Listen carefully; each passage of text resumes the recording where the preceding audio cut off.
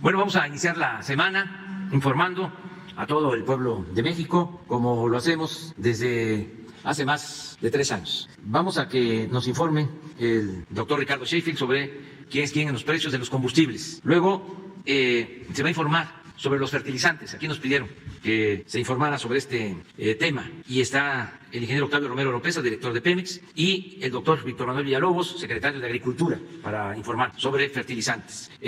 También vamos a informar sobre actos de violencia recientes y para eso nos va a presentar un reporte Ricardo Mejía, subsecretario de Seguridad Pública y Protección Ciudadana. Terminando estos 3 temas, abrimos para preguntas y respuestas. Entonces comenzamos con Ricardo. Buenos días, señor presidente. Buenos días a todas y a todos ustedes. ¿Quién es quién? En el precio de los combustibles, tenemos el precio promedio la semana pasada para la gasolina regular en 21 pesos con 30 centavos, un incentivo fiscal del 100%. En esta semana no se pagará el IEPS en los combustibles. 23 pesos con 19 centavos es el incentivo fiscal del 97.14% en esta semana al IEPS para la Premium. Y en el diésel, el precio promedio la semana pasada, 22 pesos con 42 centavos por litro, el incentivo fiscal también del 100% en esta semana al diésel, y esto por las circunstancias que prevalecen a nivel internacional, una gran presión sobre los energéticos, la guerra entre Rusia y Ucrania y los efectos a nivel internacional de la pandemia están presionando mucho el precio de los energéticos. $103.71 es el precio que tuvo con corte el 3 de marzo la mezcla mexicana de petróleo, y esta presión continúa, pero también bajo esta misma presión estamos siguiendo las instrucciones, todo el gobierno federal que ha dado el presidente de la República, de que mantengamos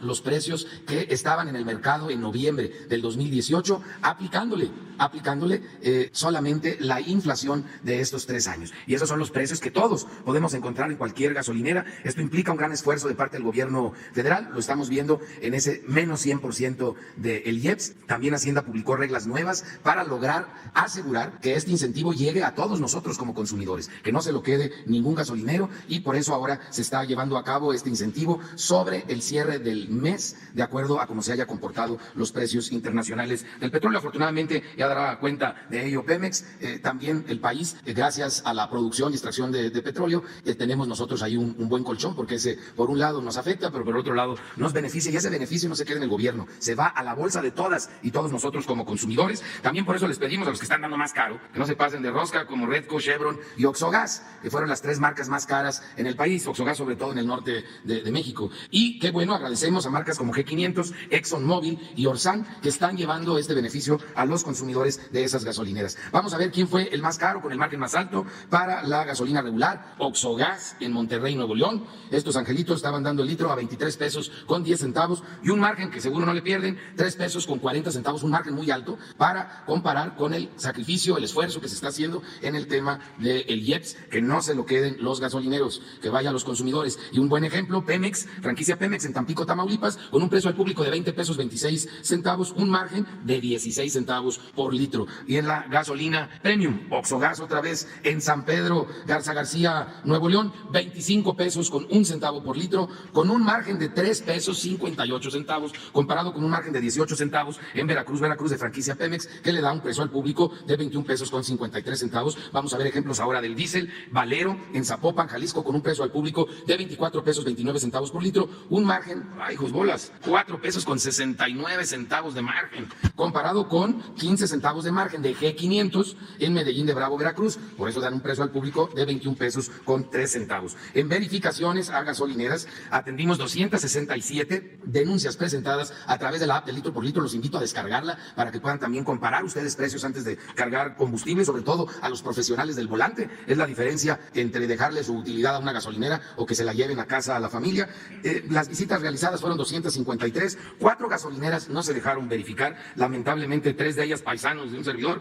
Servicios Río Salinas en Silao, Guanajuato, no se dejó verificar, tampoco la gas de Jaral, en Jaral del Progreso, Guanajuato, y Servicios San José en Uriangato, Guanajuato. No sé qué les picó ahora a mis paisanos, pero esto segurito no están dando litros completos, es lo que siempre descubrimos. Y Víctor Manuel Corona Ochoa, don Víctor, no se pase de rosca en Jiquilpan, Michoacán, no nos dejó verificar, ya todos hicieron acreedores a una multa de 800,000 pesos que nos lleva más o menos unos 4 meses llevarlo a ejecución. Por eso de repente piensan que no les pasó nada, pero finalmente en un periodo de 3 a 4 meses terminan pagando esa multa y terminan siendo verificados con el apoyo de la Guardia Nacional y la asistencia de ASEA y CRE. La gasolina regular más barata, 19.84 de móvil en Tampico, Tamaulipas, 19.89 de móvil en Puebla. Las más caras, 24.34 en Buenavista, Michoacán, y 23.33 de móvil en Monterrey, Nuevo León. Estos son sin tomar en cuenta el margen. Para la premium, la más barata, 21.49 de Pemex en Altamira, Tamaulipas, y 21.49 de Servisa Fácil en Centro Tabasco. Este tipo de referentes lo podemos ver en nuestro propio municipio con la app de Litro por Litro. 26.99 la Miguel Hidalgo aquí en la Ciudad de México de Shell, y Shell también 26.99 las más caras en Querétaro. En la premium se mandan mucho los de Shell. Dice la más barata, 20.29 de Shell en Tonalá, Jalisco, muy bien por ellos en este combustible. 20.75 de franquicia Pemex en San Juan del Río, Querétaro. Las más caras, 25 pesos con 70 centavos San Pedro Mixtepec, Oaxaca, de franquicia Pemex, y G500 24.95 también en Mixtepec, Oaxaca, de G500. Y también seguimos revisando el servicio sanitario, que no lo cobren, que los mantengan limpios. Vamos a ver ahora el gas LP. Si hiciéramos una conversión a pesos del precio internacional y a kilos, tendríamos que el 2 de marzo de este año el precio sería de 35 pesos con 8 centavos, mientras que el promedio de las 145 regiones es de 23 pesos con 30 centavos, esto para cilindros de gas por kilo. El mismo 2 de marzo, 18.73 por litro el precio internacional, y el promedio de los precios máximos en todo el país, 12 pesos con 58 centavos, y seguimos encontrando ejemplos por abajo de los precios máximos en Morelos, en Oaxaca, en Hidalgo, en Veracruz, en San Luis Potosí y en Jalisco. Un ejemplo de ello, Gaspopo de Ayala, Morelos, 11 pesos con 58 centavos por litro, cuando el precio máximo es de 12 pesos con 72 centavos. Un ejemplo para cilindros de gas es Gas Imperial en Villa del Carbón, en el Estado de México, 21 pesos con 37 centavos el kilo a los consumidores, cuando el precio máximo de la región es de 22 pesos con 30 centavos. En verificaciones a gas LP, realizamos 807 verificaciones o visitas, 4 resultaron con infracciones menores, 3 por vehículos inmovilizados y 1 por básculas inmovilizadas. Un buen promedio de cilindros en mal estado, menos del 1%, fue bastante bueno esta semana, y 3 vehículos que inmovilizamos. Tenemos mucho ese problema en la zona conurbada entre la Ciudad de México y el Estado de México, en el Valle de México. Se ostentaban como que eran de una gasera estos 3 vehículos, cuando las placas de los vehículos no estaban registradas ante la CRE para la distribución de gas LP, además de que no facturaban, y en consecuencia, pues lo más probable es que se trate no solo de un robo de gas, sino también de una venta clandestina ilegal de este producto, haciéndose pasar por las marcas. Les pedimos a las marcas que denuncien, porque este es un tema ya de carácter penal. Ojalá nos apoyen con ese aspecto. Y vamos a ver estos 21 productos en todo el país de la canasta básica. Esta semana se pasó de rosca a Soriana. Nos fueron a ver a Profeco la semana pasada para platicarnos que hicieron un cambio de políticas de depreciación, otra forma de poner sus precios, pero pues más bien nos fueron a avisar que se iban a pasar de rosca con los consumidores que quieran ir ahí. Soriana salió arriba de las tablas en todo el país. Vamos a ver los precios más altos en la zona centro. ¿Quién es el más carero? Coyoacán, Soriana, en Coyoacán, 1,016 pesos con 30 centavos, pero también se pasaron de rosca en la Venustiano Carranza, en la Miguel Hidalgo, en Santiago de Querétaro, son los precios más altos esta semana de Soriana, rompió récord para mal, pero bueno, hay muchas opciones donde comprar. Central de Abastos en Iztapalapa sigue siendo una opción muy económica, 805 pesos con 84 centavos, Chedraui en Cuernavaca, Morelos, 908 pesos con 10 centavos, Walmart en Querétaro, 925 pesos con 60 centavos. Cuidemos nuestros bolsillos, para eso es esta información, para empoderarnos y tomar buenas decisiones de compra. En la zona norte, Soriana, Tangamanga en San Luis Potosí, la opción más cara en esta zona, 1,018 pesos con 75 centavos, comparados con Ley, que en Durango tiene este mismo paquete, el mismísimo paquete, 922 pesos con 85 centavos, pero también hay opciones más económicas ahí mismo en San Luis Potosí. Y nos vamos a la zona norte también, Hermosillo, Sonora, 1,007 pesos con 65 centavos, Soriana Hiper en Hermosillo, Sonora, comparado con la Central de Abastos de Monterrey, Nuevo León, que está en 842 pesos con 42 centavos, o también tenemos Bodega Aurrerá en Apodaca, Nuevo León, por ejemplo, 879 pesos con 80 centavos. En todas las ciudades hay opciones donde este paquete sale más económico. Estos son solo ejemplos y lamentablemente en todos los ejemplos el más caro, otra vez, Soriana, Oaxaca. El paquete, 1,010 pesos con 40 centavos. Soriana Hiper en Acapulco, Guerrero, 1,001 pesos con 60 centavos, cuando tenemos opciones como la Central de Abastos de Villahermosa, Tabasco, a 830 pesos con 60 centavos, o Chedraui en mismo centro Tabasco, 854 pesos con 50 centavos, en Orizaba, Veracruz, Walmart en 925 pesos con 5 centavos. Vamos a cuidar nuestro gasto utilizando la información con la que nos empodera Profeco y la solidaridad de proveedores que sí ven por los consumidores. Muchas gracias. Con su permiso, presidente. Muy buenos días a todas y a todos los representantes de los medios de comunicación. Vamos a hablar un poquito acerca de la estrategia para la producción y la entrega de fertilizantes. Decirles que en el año pasado, en el año 2021, Pemex entregó a la SADER 185,000 toneladas de fertilizantes, de los cuales el 45% fue producción nacional y el 55% fue importación. Este programa el año pasado fue para 4 estados, Guerrero, Tlaxcala, Puebla y Morelos. Para este año, para el 2022, se suman al programa 5 estados más, Chiapas, Oaxaca, Durango, Zacatecas y Nayarit, y el objetivo es entregar 352,000 toneladas. Y la totalidad del fertilizante, en este caso, va a ser de producción nacional. Esto debido a los incrementos de precio, pero principalmente a la falta de oferta de fertilizantes a nivel mundial, principalmente Rusia y China. Con independencia de que para el 2022 el programa de fertilizantes para el bienestar se abastecerá con producción nacional, de forma paralela se iniciaron ya y se van a continuar hasta el 2024 los programas de rehabilitación de las 3 plantas productoras de fertilizantes: la planta de amoníaco en Cozoleacaque, Proagroindustria en Allende, Veracruz, y el Grupo Fertinal en Lázaro Cárdenas, Michoacán, y la mina de roca fosfórica en San Juan de la Costa, en Baja California. Para esto vamos a hacer una inversión de $300 millones, de los cuales 216 millones van a corresponder al dinero de la reparación del daño por el sobreprecio con el que se adquirieron estas plantas de fertilizante, y 84 millones por parte del gobierno federal. Las inversiones requeridas, ahí se pueden ver en el cuadro que está en pantalla, por planta, Cozoleacaque, por año, 13 millones en el 2022, 87 en el 23 y ya ningún centavo en el 24, quedaría al 100%. Proagroindustrias van a ser 36 millones en el 2022, 20 en el 2023 y con eso concluiríamos. Y finalmente Grupo Fertinal, donde en el 2022 van a ser 59 millones de dólares, 41 en el 23 y 44 en el 24, aquí principalmente por el tema de la presa de Jales en la mina de roca fosfórica. En los 108 millones de dólares que van a invertir este año, ya están considerados los 50 millones de dólares que se recibieron a finales del año pasado por la reparación del daño del sobreprecio en la compra de la planta de fertilizantes, y están considerados también los 50 millones de dólares que se van a recibir este año, más 8 millones de dólares de parte del gobierno federal. Eso sería la información en cuanto al programa de entrega de fertilizantes, y únicamente comentarle, señor presidente, el día de hoy se inicia la entrega de fertilizantes. Con su permiso, presidente. Muy buenos días, con su permiso, señor presidente. Como es sabido, el gobierno federal a inicios de su administración asume la ejecución del programa de fertilizantes como un programa piloto en el estado de Guerrero. La instrucción del presidente a la Secretaría de Agricultura fue llevar a cabo la ejecución de este programa.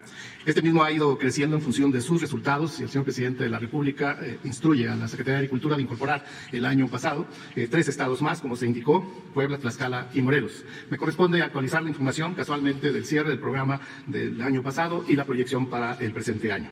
Efectivamente, Finalmente, a raíz de este incremento de 3 estados adicionales para beneficiarios de este programa, logramos beneficiar a 394.834 beneficiarios. Esto es, comparativamente con lo que inicialmente se beneficia a productores del estado de Guerrero, un incremento importante. También, en consecuencia, se incrementa la superficie al pasar de 473.800 hectáreas en Guerrero a una superficie de 602.628 hectáreas el año pasado, incluyendo estos 3 estados. Igualmente, y como bien se señaló, el fertilizante en términos del volumen total de distribución fue del orden de 185.000 toneladas.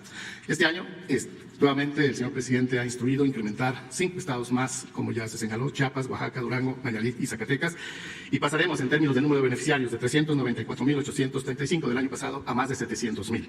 También la superficie se verá incrementada a 1.200.000 hectáreas para estos 9 estados, y el total de fertilizante que habrá a distribuirse será de 352.000 toneladas, como bien lo indicó el director de Pemex. Siguiente, por favor.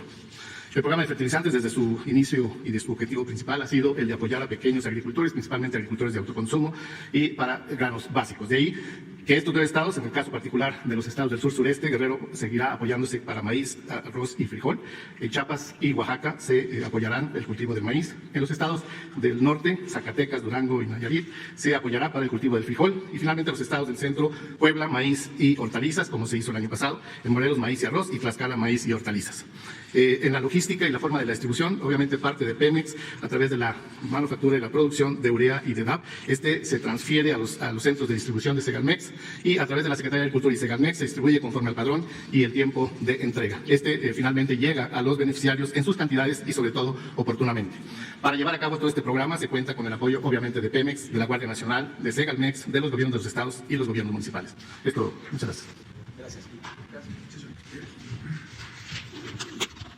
Con su permiso, señor presidente, comentar que en el caso de San José de Gracia ha habido una comunicación permanente por indicaciones del señor presidente de la República, Andrés Manuel López Obrador, y de la secretaria de Seguridad y Protección Ciudadana, Rosa Isela Rodríguez, una comunicación permanente con el gobernador Alfredo Ramírez Bedoya y el fiscal general de Michoacán, Adrián López. Desde el día lunes 28 de febrero hay un grupo que está de manera permanente en coordinación y colaboración. Podemos comentar que se han realizado diferentes actos de investigación por medio de los cuales se logró identificar no solamente a la cabeza del grupo criminal que victimó a Alejandro N. y presumiblemente otras víctimas, sino que también ya a varios de sus elementos delictivos. Este grupo se hace llamar Pájaro Sierra, son grupo ligado al cártel Jalisco Nueva Generación. Se tienen ubicadas entradas y salidas con diferentes vehículos, el hotel donde operaron, y con el apoyo de mandatos judiciales se han realizado diversos cateos a viviendas, locales comerciales y propiedades. Se han asegurado armas, cartuchos, explosivos, drogas y elementos probatorios que abonan a la investigación criminal. También señalar que se recibieron denuncias anónimas por las cuales se han realizado labores de búsqueda permanente de los posibles cuerpos de las víctimas en los sitios que fueron señalados y en posibles lugares según la probable ruta que siguieron los autores materiales de estos hechos. Se realizaron entrevistas a diversos testigos y familiares, se recabaron muestras biológicas de ADN con los familiares de Alejandro N. Se confirmó que no hubo alertamiento oportuno por parte de la autoridad municipal. El primer alertamiento al C5 fue a las 18 horas y por estos hechos la Fiscalía General del Estado abrió una carpeta de investigación para perseguir esta probable omisión. También se ha reforzado el estado de fuerza con la presencia permanente de elementos de la Defensa Nacional y de la Guardia Nacional. Se han realizado dictámenes periciales para la identificación de los videos, la forencia de videos, investigaciones de carácter técnica y también, como decíamos, varios cateos. Podemos señalar que al momento, insisto, al momento, los datos de prueba y evidencia objetiva que se han obtenido a la fecha respecto a los hechos no permiten establecer todavía un número determinado de víctimas, pero se sigue en las búsquedas y se sigue trabajando de manera coordinada. Ahora, si me permiten, vamos a explicar. Gracias. Con su permiso, señor presidente. Siguiente. Bueno, aquí tenemos ya identificado desde las 14:53 horas en la población de San José de Gracia, cuando arriba un vehículo cuatrimoto Razor Polaris de 2 plazas, que presumiblemente se trasladaba el líder criminal. Esto fue aproximadamente 40-50 minutos antes de los hechos. Siguiente. Ya también se tiene identificado también dónde llegan. Todo esto es en Reforma, esquina con Galeana, y desde antes este grupo con varios vehículos se posicionó en el lugar cercano a donde se encontraba el velorio. Aquí lo importante es que varios de estos sujetos, por ejemplo este que aparece con camisa roja y una Yuna Barrett, ya está identificado según algunos testigos, en virtud de la secrecía, y no decimos los nombres, pero ya están identificados. Siguiente. También diferentes sujetos que operaron como halcones. Aquí está nuevamente el sujeto que ubicamos como el líder de la organización criminal el día del evento. Siguiente. Que es el que aparece también en diferentes momentos en la escena del crimen. Esto ya fue cuando se cometieron los hechos delictivos. Siguiente. Esta fue la camioneta que aparece en la escena del crimen. Es una camioneta pick-up blanca, 4 puertas. Aparecen múltiples disparos. Ya se hicieron cateos, ya se identificó a quien hizo el arrastre de la grúa y ya estamos trabajando al respecto. Aquí es importante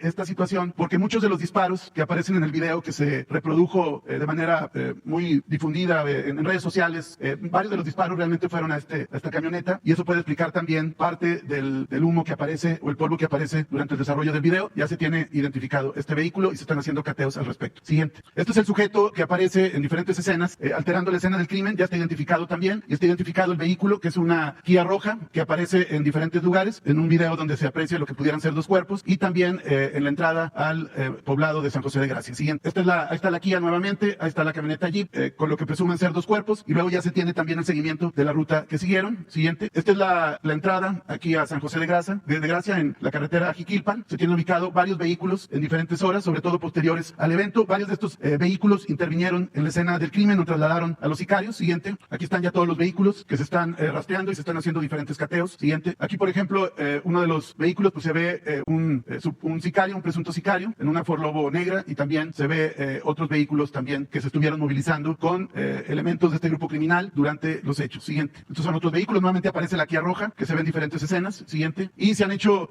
cateos en talleres, en el lavado, en diferentes inmuebles, propiedad de Abelene, donde se han encontrado armas, material probatorio y también explosivos. Siguiente. Esto, por ejemplo, son explosivos que fueron asegurados en un rancho que fue producto de un alertamiento. Aquí es importante porque, además de seguir la indicación del presidente de ir por cero impunidad y esclarecer plenamente estos hechos, todo el acompañamiento, todos los cateos, todo el despliegue está sirviendo también para asegurar explosivos y armamento que presumiblemente serían utilizados para diferentes eventos de carácter criminal. Siguiente. Bueno, también el presidente nos pidió que informáramos sobre este hecho de Querétaro, del partido entre Gallos Blancos y Atlas. Comentar que desde la tarde estuvimos en comunicación con el gobernador Curi, poniéndonos a disposición con ánimo de colaborar. Es un tema que lo tiene el gobierno de Querétaro, es un tema que corresponde fundamentalmente a las policías preventivas y a las policías de seguridad que resguardan el estadio. No obstante ello, cuando se pidió el auxilio de la Guardia Nacional para acompañar al equipo Atlas en su recorrido, se le acompañó. Se ha reiterado la colaboración por si la Fiscalía del Estado de Querétaro quisiera nuestra colaboración en un tema que hasta ahora tiene el gobierno de Querétaro. Siguiente. Estos son los hechos que fueron difundidos profusamente. En el segundo tiempo pasa estos hechos con imágenes que fueron difundidas también a través de las redes sociales, y es importante señalar que en un primer momento, siguiente, se estuvo manejando en diferentes redes sociales la noticia de 17 muertos, la cual con toda la evidencia, los informes médicos, protección civil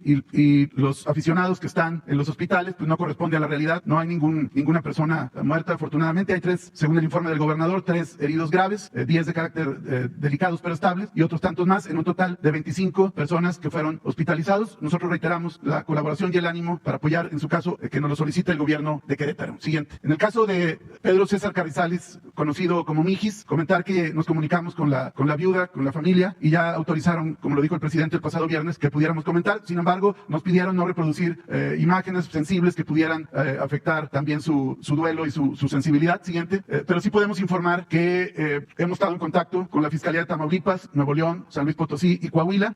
Como ustedes saben, la desaparición del compañero Mijis se da a través de un alertamiento a su esposa el día 2 de febrero, y aproximadamente 2 horas después sufre, según los peritajes, un accidente en el trayecto entre Colombia y Nuevo Laredo, Tamaulipas. Este accidente es trágico, genera consecuencias fatales. Hay posteriormente también un incendio del propio vehículo en el que él se trasladaba, y todo esto fue reportado en diferentes peritajes, tanto viales, de mecánica de hechos y también de ADN. No obstante ello, como el presidente lo dijo el viernes, nosotros vamos a estar muy pendientes con las autoridades locales para contribuir a la investigación, sobre todo para que no quede ninguna duda, sobre todo por algunas llamadas previas, mensajes que le hizo Pedro Carrizales el Mijis a su señora esposa. También estamos muy en coordinación, en permanente comunicación, lo subrayo, con la familia de Mijis y también con su gente más cercana para poder apoyar en todas las cuestiones de investigación. La carpeta de investigación sigue abierta y seguimos pendientes del tema. Siguiente. Informar que en el caso de Margarito Martínez, que fue privado de la vida el pasado 17 de enero, informar que se ejecutaron 3 órdenes de aprehensión, contra los autores intelectuales y materiales de estos hechos. Ya son órdenes de aprehensión que establecen la autoría intelectual y material de Cristian Adán N., alias el 16, 6, alias El Jaguar, de José N, alias El Huesos, y de Adrián N, alias El Uber. Como ustedes recordarán, en días pasados se hicieron diferentes cateos en diferentes inmuebles de Tijuana. Fueron detenidos 10 presuntos culpables de diferentes delitos, y entre ellos están los 3 autores materiales e intelectuales de los hechos de Margarito, con lo cual se avanza definitivamente en combatir esta impunidad y en apoyar esta situación. También fueron asegurados pues diferentes armas, teléfonos, droga y tarjetas que utilizan también, como otras ocasiones lo hemos explicado, para comunicarse entre ellos. Comentar que en el caso de Juan Carlos Muñiz, que fue asesinado el pasado viernes en Fresnillo, Zacatecas, comentar que ya está identificado los autores y en muy breve habrá mandamientos judiciales para proceder a su detención. ¿Sería cuánto, señor presidente? Muy bien. Adelante. Tú también. 2, 3, 4, 5 y 6. Empezamos. Buenos días, señor presidente. Alberto Marquín Espinosa, de JF Informa desde Cancún, es ahora am.com en Querétaro, y La Voz del Conocimiento en frecuenciacat.com.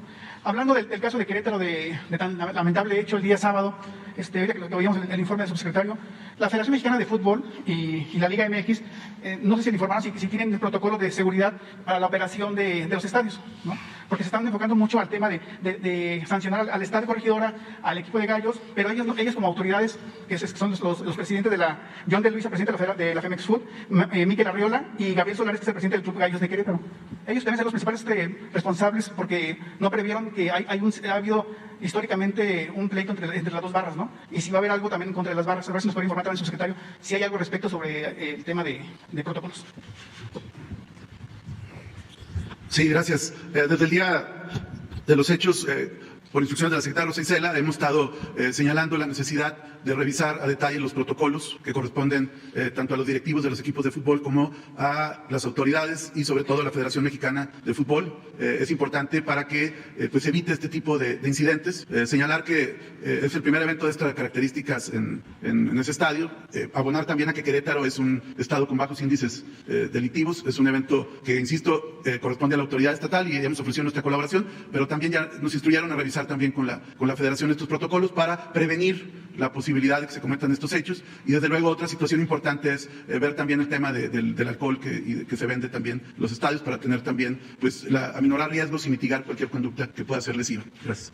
Muchas gracias. Yo quiero abundar en este tema. Debemos de tener en cuenta, en consideración, ante estos hechos lamentables, que se debe continuar moralizando al país y atendiendo los orígenes de la violencia, las causas de la violencia. Antes se pensaba que solo con medidas coercitivas se podía resolver el problema de la inseguridad y de la violencia en México. Eso incluso era relativo, porque el tema de la seguridad en algunos gobiernos estaba en manos de la delincuencia. Ya no voy a subrayar cómo se infiltraron hasta lo más alto del gobierno los delincuentes y cómo se alimentó y nutrió mutuamente la delincuencia organizada y la delincuencia de cuello blanco. Pero es muy importante que tengamos eso claro. La paz es fruto de la justicia. Hay que atender las causas, hay que combatir la desigualdad económica y social, hay que atender a los jóvenes, hay que desterrar la corrupción, hay que fortalecer a la familia, evitar la desintegración de las familias. Ese es el camino y eso es lo que hemos iniciado. Pero esto son resabios de los gobiernos neoliberales anteriores, o de todo el periodo en que se apostó a la corrupción y a la impunidad y al abandono del pueblo. Y esto que estamos iniciando, que es un proceso de transformación que comenzó hace 3 años, está empezando a dar frutos, pero va a llevar tiempo, porque es un proceso de transición, donde lo viejo, lo anacrónico, el viejo régimen, no acaba de morir, y además todavía prevalece en mucha gente que se formó en ese ambiente, y lo nuevo están haciendo, no acaba de nacer, pero la enseñanza mayor es no dejar de moralizar a México, no dejar de insistir en que solo siendo buenos podemos ser felices, no dejar de insistir que la felicidad no es la riqueza, los bienes materiales, o no solo es eso, sino estar bien con nosotros mismos, con nuestra conciencia, con el prójimo. Además, pónganse a pensar, o vamos todos a pensar, que me diga alguien qué programa se aplicó en el periodo neoliberal en favor de los jóvenes. Ninguno. Lo más que hicieron fue señalarlos como ninis, tratarlos de manera discriminatoria, con burla. Ni estudian ni trabajan. ¿Cuándo se habló de que había que atender las causas? ¿Y qué se hizo en favor de los más necesitados, de los pobres? Nada. El gobierno estaba dedicado a servir a las minorías que se dedicaban al mismo tiempo a saquear al país. Entonces, por eso hay que seguir atendiendo las causas. En el caso lamentable de Querétaro, nosotros no vamos a responsabilizar al gobernador, él está haciendo su trabajo, además está informando bien, debe de llamarnos la atención lo que se maneja en redes sociales, sin afanes de censura, nada más que se repite mucho el 17. En San José de Gracias, 17 fusilados, según las redes y el inicio de toda la información en redes. Y en el caso de Querétaro, 17. Entonces, ver las cosas con mucha objetividad, no hacer apología a la violencia y no estar pensando que si hay violencia se van a beneficiar nuestros adversarios. ¿Apostar a la violencia? No, tenemos que apostar a la paz, al amor al prójimo. Por eso también hago un llamado a quienes van a manifestarse mañana, las mujeres, para que no se caiga en provocaciones y no haya violencia, porque tenemos información de que se están preparando con marros, con sopletes, con bombas molotov. ¿De qué se trata? Ya eso no es defender a las mujeres, ni siquiera es feminismo. Esa es una postura conservadora, reaccionaria, en contra nuestra, en contra de la política de transformación, que es una postura totalmente política. ¿Y saben de quién? De los que enarbolan, supuestamente también, la igualdad de género, la igualdad ante la ley, la igualdad ante Dios, pero se les olvida, porque no les conviene, la igualdad económica y social. No están pensando en combatir la pobreza, que afecta a hombres y a mujeres. La igualdad económica y social, que tiene el mismo rango que la igualdad de género, que la igualdad ante la ley. ¿Por qué hacer a un lado esa igualdad, que es por la que nosotros luchamos, y enfrentarnos por eso, por buscar en nuestro país la igualdad económica y social, ante la monstruosa desigualdad económica y social del antiguo régimen? Entonces, yo hago un llamado a que las manifestaciones sean pacíficas y que no se caiga en la provocación y en la violencia, y también, lo digo con mucha claridad, para que no utilicen a quienes pertenecen a movimientos feministas y están luchando legítimamente en favor de las mujeres, cuando hay detrás grupos con otros fines políticos que buscan enfrentarnos, que quisieran vandalizar el Palacio y la Catedral para proyectar la imagen de un México en llamas, porque no están de acuerdo con la transformación que estamos llevando a cabo. No solo nuestros adversarios utilizan al Financial Times, o a Krause, o a Aguilar Camín, o a Chumel, o al Reforma. También esto, pseudoambientalistas, ayer que estuve en la península de Yucatán, lo mismo. ¿Y por qué? Están ahora alimentando de que se destruye con el Tren Maya, porque estamos por resolver un asunto de una empresa que tiene unos bancos de material en Playa del Carmen, que se llevan el material para construir carreteras en Estados Unidos, y les dieron permiso los que ahora están en contra de lo que estamos haciendo en el sureste, y se está intensificando el ataque.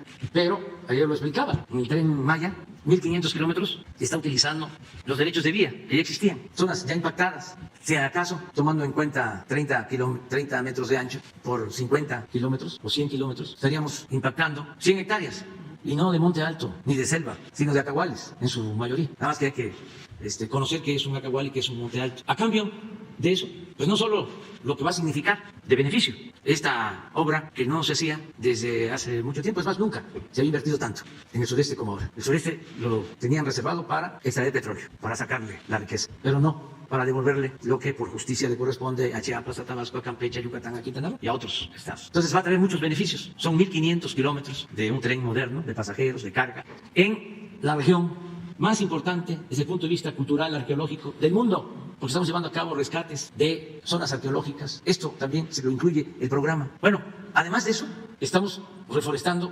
200.000 hectáreas con árboles frutales y maderables en toda la ruta. De las 100 hectáreas que se van a impactar, a 200.000 que estamos reforestando, más 3 parques naturales de 18.000 hectáreas. Y en los 1.500 kilómetros de tren, en hilera, terminando la vía, ya está el programa para plantar árboles flor, Guayacán, Maculís, Flamboyán. Esto lo va a hacer el ejército. Entonces, no se va a afectar en nada al medio ambiente. Al contrario, esto es para proteger al medio ambiente. En los 3 parques hay uno que es para la conservación del jaguar en Tulum. Se va a ampliar el área natural protegida de Calakmul y se van a destinar 2.200 hectáreas muy cerca de Uxmal, que se va a llamar el nuevo Uxmal, también con propósitos ecológicos y de fomento a la naturaleza. Entonces, quiero contextualizar todo esto para que no se vea que suceden las cosas así por casualidad. No, estamos en un proceso de transformación y estamos enfrentando a quienes se oponen. Por eso se habla de reaccionarios, porque cuando hay acciones en contra o para enfrentar el conservadurismo, pues hay una reacción, y eso es lo que estamos viviendo, y por eso se habla de reaccionarios. De ahí viene el término. Entonces vamos a seguirlos enfrentando constantemente para que se viva en nuestro país en una sociedad mejor, que es lo que buscamos, para que estas cosas como las de Querétaro no sucedan. Me da gusto que el gobernador Curia, además de estar ahí pendiente, haya reconocido que hubo fallas en el cuidado que se debe de tener cuando hay un juego de esta naturaleza. En todos los juegos de fútbol, por ejemplo aquí en la ciudad, desde hace años, hay movilización de la policía. Ya saben, cuando yo era jefe de gobierno, ya sabíamos que si era Pumas América, hasta les puedo decir las porras, nada más que hay unas muy groseras, de los Pumas al América y del América a los Pumas y demás, pero que se hacía, se cuidaba la entrada y la salida, tanto de las porras como de la gente. Se esperaba que saliera un grupo. Y lo mismo a la entrada, se cuidaba la entrada. Entonces, eso es lo que hay que seguir haciendo, y un llamado a que no se opte por la violencia, que eso es lo más inhumano que puede haber, y que sigamos atendiendo a los jóvenes, porque no podemos resolver los problemas si no se va a las causas. Y entonces en eso estamos. Gracias, señor presidente. Aprovechando que en su recorrido que hizo por Quintana Roo, lo acompañó el gobernador Carlos Joaquín González, y ¿qué opinó al respecto sobre esas denuncias que hay a veces allá en Quintana Roo sobre la deforestación? ¿Qué le comenta el gobernador? No hubo comentario, porque no hay daños mayores. Empezaron hace como 2 semanas a mostrar imágenes en donde se está abriendo una brecha para el tren de Cancún a Tulum, en uno de los tramos, porque ni siquiera se está trabajando en todos lados porque se cambió el trazo. Entonces todavía no se inicia, además están haciendo todos los estudios porque se tienen que cuidar ríos subterráneos, se tienen que cuidar cenotes, o sea, porque tenemos que actuar de manera responsable. Yo ya puse de que yo nací en un pueblo, me crié en el campo y aprendí a cuidar, a proteger, a convivir con la naturaleza. ¿Cómo no voy a saber que hay una gran diferencia entre levantarse en la mañana y escuchar los ruidos de los vehículos, a levantarse por la mañana y escuchar el canto de los pájaros? Y nosotros estamos cuidando el medio ambiente, pero no es eso. Esto lo están utilizando porque hay, repito, una empresa que le dieron permiso para extraer material y les estamos proponiendo de que cambien de giro, que en vez de tener esos bancos de material, utilicen toda esa área para el desarrollo turístico, y que les ayudamos para que tengan sus permisos de conformidad con la ley, incluso que puedan tener un puerto muy cercano, que ya poseen en concesión, entregarle ese puerto, una concesión para estos barcos grandes, cruceros. Entonces puede ser un proyecto muy importante, porque lo otro es que sigan extrayendo grava. Imagínense de Playa del Carmen, que está a 1 kilómetro de la playa más bella del Caribe y del mundo, y que ahí se tenga un banco y se destruya para llevarse la grava a Estados Unidos y utilizarla para la construcción o rehabilitación de carreteras. No, ya no se puede.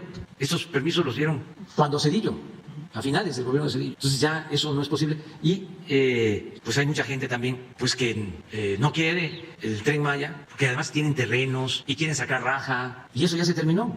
O sea, no van a hacer como antes jugosos negocios al amparo del poder público. Nosotros tenemos que cuidar el presupuesto. Entonces la obra va muy bien, la vamos a terminar en tiempo, pero pues hay esas resistencias. Y solo preguntar si ya solicitó a la empresa ICA reducir el costo de la carretera de Cota, Cancún-Mérida, si ya platicó con ellos. Ayer les pregunté, porque sobrevolamos el tramo. Okay. Se están comprometiendo a que ya van a abrir, en definitiva, los 4 carriles. O sea, ya están por terminar. Okay. Les dije eso. Perfecto. Y que no están aumentando cuotas, y no se les va a permitir aumento de cuotas. Pero sí, hablé con Guadalupe Phillips, o sea, le di tu recado. Gracias. Muy bien. De las cosas que tratamos pues, sobre la carretera, y que se avance, y luego también cuidado porque hubo un accidente de un ADO ahí en el tramo de Cancún a Mérida. Entonces que se tenga más cuidado con señalamientos y todo lo preventivo. Gracias. Y ya no, por último, una petición ciudadana. En la colonia de Los Trigales, en el municipio de Pedro Escobedo, Querétaro, solicitan el apoyo del secretario Meyer, porque lo que era el Instituto Nacional de Suelo Sustentable, desde 2009 quieren regularizar su colonia. Y pongo un ejemplo como esta colonia, porque hay varias en el estado de Querétaro que no se han regularizado por parte del INSUS, que depende del secretario Meyer. Ojalá que pueda apoyar a esta colonia, Los Trigales, del municipio de Pedro Escobedo, porque la verdad sí se ha atrasado mucho ese tema. Bueno, mejor con Leti, ¿sí? Y con Román Meyer. Muchas gracias. Muy bien. ¿Quién sigue? Gracias, presidente. Buenos días. Preguntarles si en el caso de Querétaro se tiene algún informe de las autoridades locales de que haya participado algún integrante de algún grupo de crimen organizado. Llamó la atención la hazaña que se utilizó en esta agresión contra los jóvenes.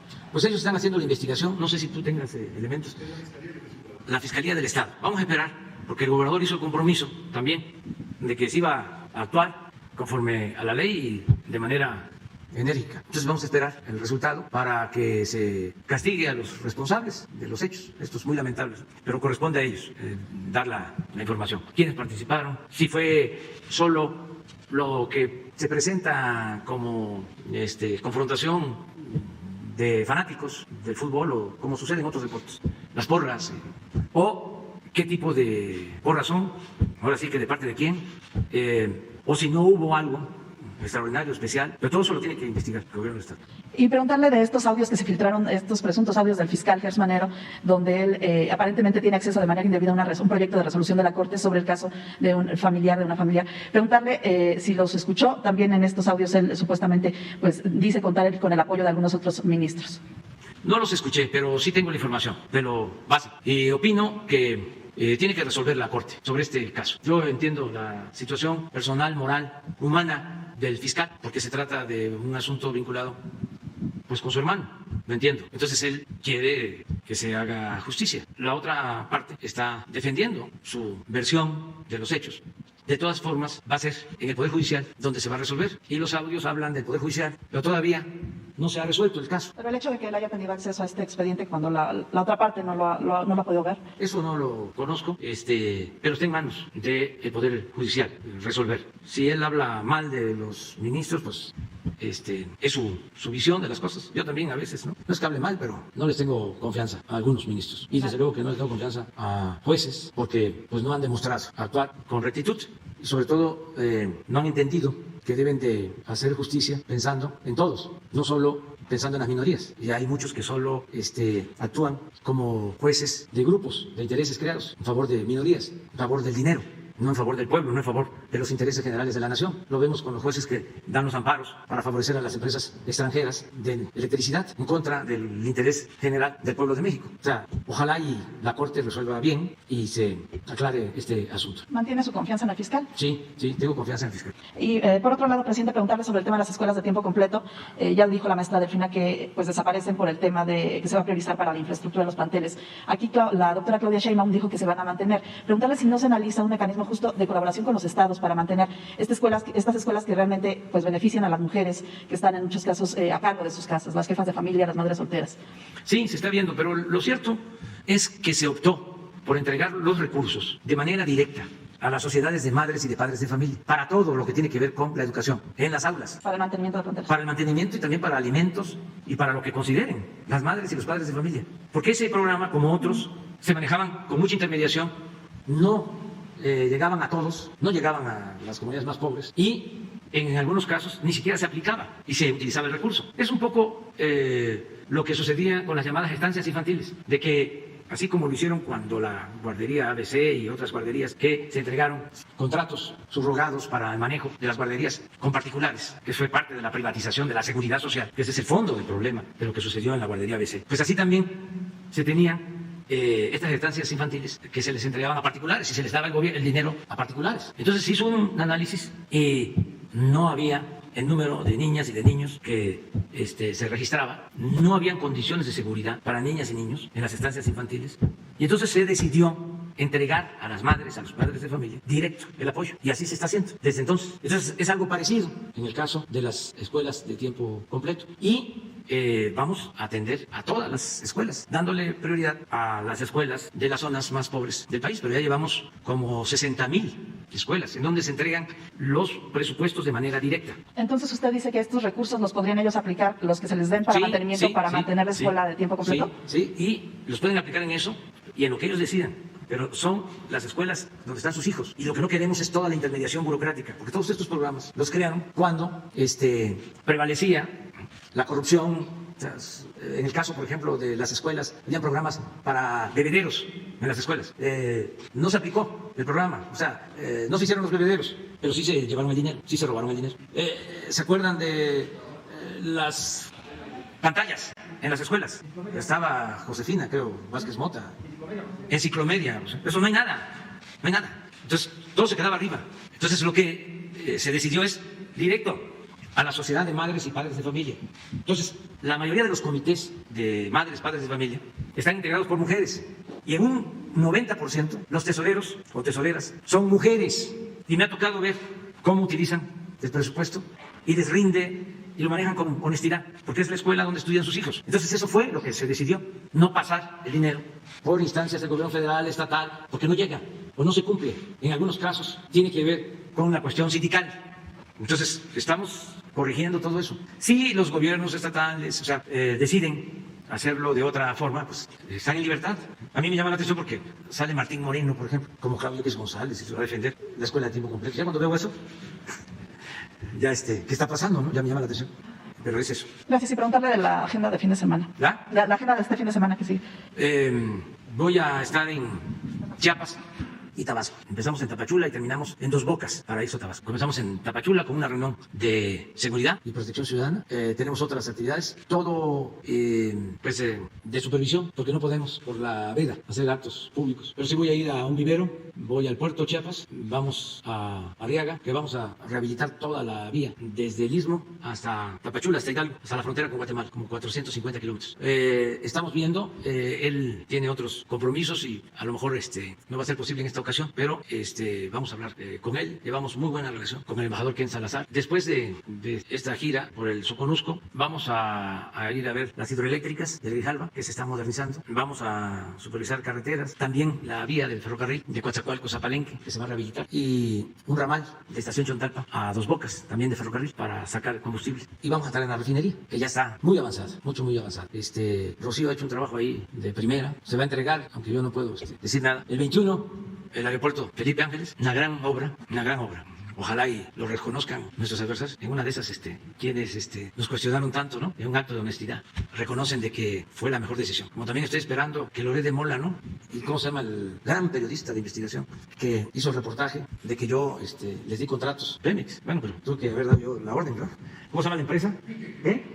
Baker. Les di bastante contrato ahí, ¿no? Te di la orden para que le dieras contrato porque quería yo que le rentaran una casa a mi hijo, ¿no? En Houston. Entonces, estoy esperando todavía que este periodista tan profesional, con tanta ética, ofrezca disculpa. Y estoy esperando también que Carmen Aristegui haga lo propio, a ver si son capaces de rectificar y no caen en la autocomplacencia. Pero bueno, ¿mande? No. Ustedes sí, están invitados porque el viernes es mañanera en Tapachula. Sí, están invitados. Muy bien, seguimos. ¿Quién sigue? A ver tú. Gracias, presidente. Buen día, Dalila Escobar de Tiempo.tv. Preguntarle, insistir en el caso del fiscal Gertz Manero. Sobre este tema de los audios, bueno, pues ni la fiscalía, él tampoco salieron a desmentir que existan. Si bien es cierto que una cosa es lo que se estaría debatiendo o resolviendo en la Suprema Corte de Justicia de la Nación, otra cosa, bueno, pues sería que de comprobarse que estos audios, por supuesto, sean de Gertz Manero, bueno, pues en todo caso estaríamos hablando de un fiscal que está pues moviendo piezas para su propio beneficio, bueno, aprovechando, por supuesto, el cargo que tiene. Se estaría hablando, en todo caso, pues además de abuso de poder, bueno, de tráfico de influencias. Preguntarle si usted considera que un fiscal que hace este tipo de situaciones es honesto, sobre todo porque uno de los cuestionamientos es que cómo se explica el hecho de que si bien este proceso contra Alejandra Cuevas y su madre pues se llevó desde 2015, es hasta que él llega a la fiscalía cuando se encarcela a una de estas mujeres y bueno, pues la otra que tiene con una orden de aprehensión. ¿Sí consideraría usted que una persona así pues sería en efecto una persona honesta y se pudiera confiar en él? Bueno, ya expliqué que es un asunto personal. Él presume de que su hermano fue asesinado y es un asunto que él quiere que se aclare y que se haga justicia. La otra parte sostiene lo contrario. Él llega a la Procuraduría y quiere que también ese asunto se resuelva. Ahora, si va a utilizar su cargo para influir en el caso, habría que esperar el resultado de los ministros. Hay que esperar el juicio, porque no depende de la Fiscalía, depende del Poder Judicial en esta etapa. Entonces vamos a esperar. Lo demás, pues no deja de tener también tintes políticos. Y quienes han sido juzgados en el tiempo que ha actuado como fiscal Alejandro Gertz Manero, pues se lanzan en contra, ¿no? Entonces, serenos. Lo que se dice... O sea, sí, no te calientes granizo. Que el Poder Judicial resuelva. Sí, lo que se menciona en estos audios es que justo tuvo comunicación con un ministro, incluso se habla de que pudiera ser también con el ministro presidente Arturo Saldívar. En este sentido, bueno, ¿no hubiera sido mejor que se separara del cargo en lo que se resuelve esta situación? Pero todavía no está juzgado el caso. Hay que esperarnos. Y hay que tener cuidado, porque hay muchos intereses, espías. Entonces, esperemos. Tengo entendido que la Suprema Corte va a resolver sobre este caso la semana próxima. Entonces vamos a esperarnos. En caso de que, bueno, pues se resuelva en contra de la señora Alejandra Cuevas y de su madre, pues estaría sospechando, pues precisamente del voto que pudieran tener los ministros, porque uno de los argumentos que daba la familia, esto lo que dice la familia, de Alejandra Cuevas y la señora... Pues sí, yo los entiendo que ellos manejen todos esos argumentos y es legítimo, pero también la otra parte tiene sus argumentos, sus razones. Sí, se abre una carpeta de investigación por el tema del espionaje que pudiera ser sujeto el fiscal, pero entonces, ¿quién investigará los dichos en caso del contenido, en caso de que esto sea o no real en la fiscalía? El Poder Judicial. Uno de los problemas que tiene el presidente Arturo Saldívar actualmente con el bloque conservador es porque siendo ministro a él le tocó la investigación sobre la guardería ABC y él declara de que fue amenazado el presidente de la Corte por el secretario de Gobernación de Felipe Calderón. Entonces, no debe de haber presiones de nadie, que los ministros resuelvan. Ya no estamos en el tiempo de antes. Es lo único que le estamos pidiendo a la Corte, que nos ayude, porque lo consideramos un asunto de Estado y nos está apoyando el presidente de la Corte, es en el caso de Ayotzinapa, de saber dónde están los jóvenes desaparecidos, porque ese es un compromiso que hicimos, además porque esa es una mancha que queremos quitarle a la institución presidencial y al gobierno de la República. Entonces lo demás, en libertad, que resuelvan. Nosotros no intervenimos. El presidente ya no interviene en estos asuntos. No se persigue a nadie. No se fabrican delitos por órdenes del presidente, como era antes. Se garantiza la autonomía de la Fiscalía. Ya la Procuraduría, como se le llamaba antes, no depende del presidente. Ya es una instancia autónoma. Y, desde luego, el Poder Judicial son independientes. Yo me he reunido con ministros, creo que en 3 ocasiones, en 3 años. Y, desde luego, he estado presente en los 3 informes del presidente de la Corte. Eso es todo. Nunca he usado el teléfono para hablarle al presidente de la Corte. Son otros tiempos. Entonces, que se le deje este asunto al Poder Judicial y que ellos actúen con libertad y resuelvan. Y lo demás, pues es apostar, para hablar claro, a tumbar al fiscal. Pues eso, como que no nos conviene a los mexicanos. Algo que están agradeciendo los empresarios, los inversionistas, que son muy pocos los que actúan con odio, es que hay gobernabilidad en el país, hay estabilidad política. Entonces, no apostemos a la inestabilidad. Estamos saliendo de la pandemia, estamos enfrentando ahora la intervención de Rusia en Ucrania, una guerra. Miren lo que está sucediendo con los precios del petróleo, con los precios del gas. Nosotros, les puedo decir a los mexicanos que tenemos resuelto el problema del abasto a precios justos de los energéticos, aún con la guerra en Ucrania, aún con los llamados a que no se compre petróleo a Rusia. Nosotros no tenemos problema y nos estamos preparando porque sí hay efectos negativos por esta confrontación y estamos defendiendo nuestra economía y protegiéndonos, pero hay gobernabilidad. Entonces, los abogados, imagínense, ¿no? Los grupos de intereses creados, las minorías, porque esto no tiene que ver con la mayoría del pueblo, pues están viendo cómo descarrilan al gobierno. Bueno, hasta en los casos más extremos. Cuando la pandemia querían que hubieran más fallecidos. Hasta Krause lo llegó a poner en el Twitter, hablando de que nosotros estábamos escondiendo a los fallecidos. O sea, es extremo. Es una temporada de sopilotes, pero además totalmente entendible, porque estamos en un proceso de transformación. Yo lo dije, la 4ª transformación va a ser pacífica, pero igual de profunda, como lo fue la independencia, como lo fue la reforma, como lo fue la revolución. Va a ser pacífica y al mismo tiempo radical, porque vamos a arrancar de raíz al régimen corrupto, de injusticias y de privilegios. Y eso es lo que estamos haciendo. Entonces, yo les diría que hasta nos ha ido bien, porque además de estar transformando y enfrentando a los que se sentían dueños de México y se dedicaban a saquear al país para hacer justicia y para ayudar al pueblo de México, que es lo que estamos haciendo nosotros. Además de todo eso, de llevar a cabo todo este proceso de cambio, de transformación, enfrentamos la pandemia y ahora esta guerra.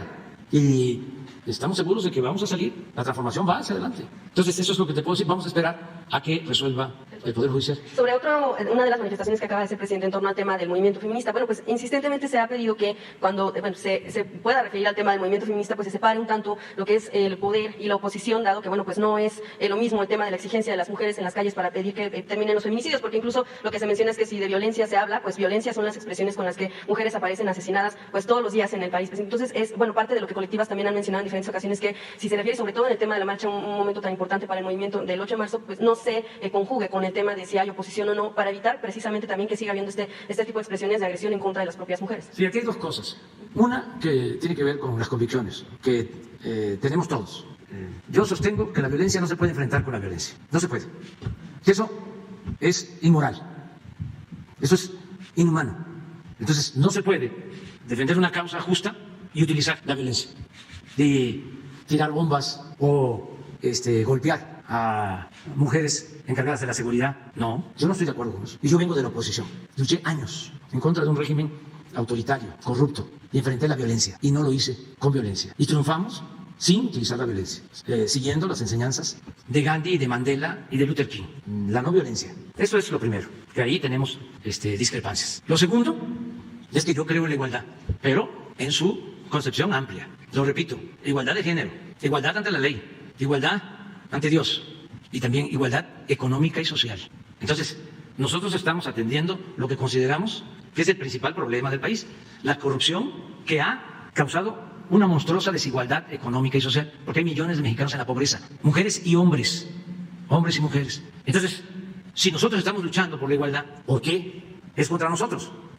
Porque sostengo que hay quienes utilizan estos movimientos, estas causas que son justas de defensa de las mujeres, con propósitos políticos para defender sus intereses. Entonces es actuar así, con toda claridad, y pues proteger el palacio, proteger la catedral, proteger los espacios públicos, porque cuando están convocando de que van a traer marros y picos y bombas, pues ¿qué es eso?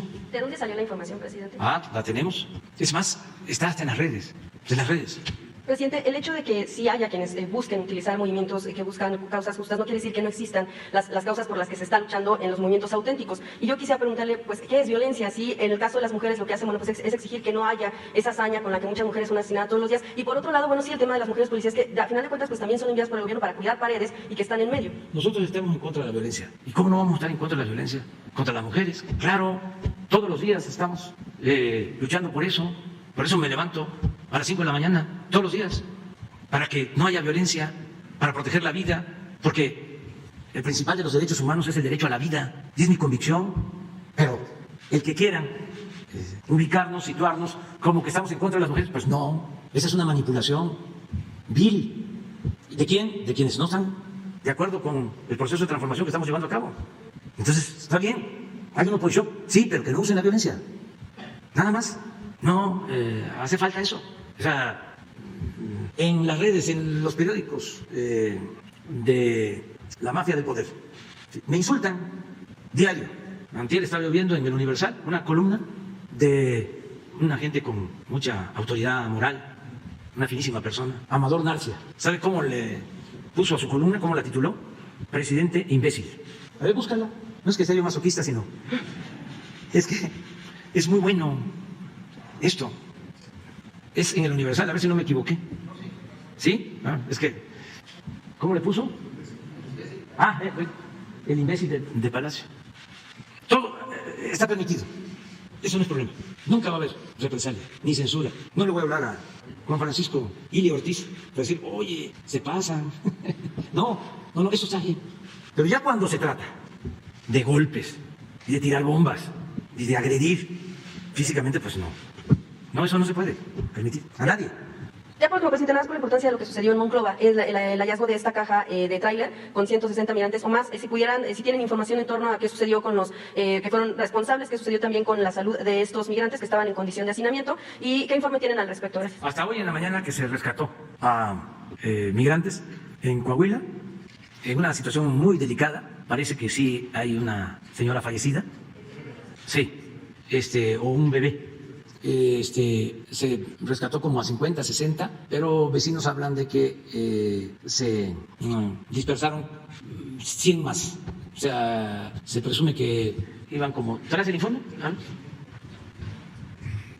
Sí, gracias. Con su permiso, señor presidente, fue en el libramiento Carlos Salinas de Gortari, en Monclova, una caja abandonada, un tráiler, una caja refrigerada que no funcionaba el sistema de refrigeración y fueron rescatados en condiciones muy agobiantes. Se estima que al menos 160 personas y que habrían ido en ese tráiler alrededor de 200 a 250 personas. Se tiene conocimiento de una mujer embarazada que el producto desafortunadamente perdió la vida y hasta donde tenemos conocimiento parece que ella también. Sin embargo, decirles que esto ya las autoridades locales de Coahuila y sobre todo el Instituto Nacional de Migración, la Guardia Nacional ya están en conocimiento de este hecho y también se turnó al Ministerio Público Federal tanto el vehículo y se van a hacer las investigaciones como en otros casos de tráfico migrante que se han ya judicializado varios de ellos. Sería cuenta. Dejaron abandonado el tráiler, afortunadamente pudieron liberarse, si no las consecuencias hubieran sido más graves. Y luego tú. Ah, no, pues ya nos pasamos, ¿eh? Bueno, mañana. señor. Sí, mañana, ¿no? Mañana. Sí. 1, la compañero 3, 4. 5 el señor. ¿De acuerdo? Muy bien, nos vemos mañana.